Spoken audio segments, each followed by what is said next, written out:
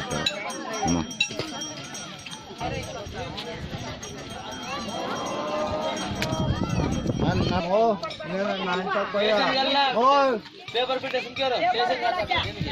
ಯಾರಿಗೆ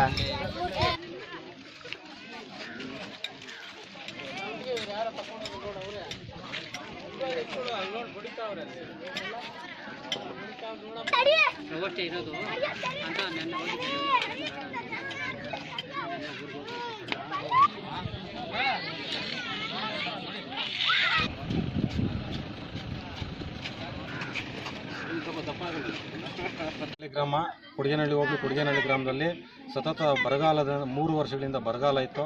ಅದಕ್ಕೋಸ್ಕರ ನಾವೀಗ ಈ ಬರಗಾಲದ ಪ್ರಯುಕ್ತವಾಗಿ ಹಿಂಗಾರು ಮಳೆ ಇಲ್ಲ, ಮುಂಗಾರು ಬೆಳೆ ಇಲ್ಲ. ಅದಕ್ಕೋಸ್ಕರ ಈಗ ಮಳರಾಯನ ಅಂತ ಹೇಳಿಬಿಟ್ಟು ಮಳರಾಯನ ಮಾಡ್ತಾಯಿದ್ದೀವಿ. ಮಳರಾಯನಿಗೋಸ್ಕರ ಕತ್ತೆಗಳು ಮೆರವಣಿಗೆ ಮಾಡಿದ್ವಿ. ಮಳರಾಯನ ತಗೊಬಂದು ನದಿ ತೊರೆನಲ್ಲಿ ಬಂದುಬಿಟ್ಟು ಅದನ್ನ ಮಳರಾಯನ ಜೇಮಗಲಿ ನದಿನಲ್ಲಿ ಒಂದು ಉತ್ಸವ ಮಾಡಿಬಿಟ್ಟು ಮಳೆಗೋಸ್ಕರ ಮಳರಾಯನ ಕೋರ್ಕೊಳ್ತಾ ಇದ್ದೀವಿ.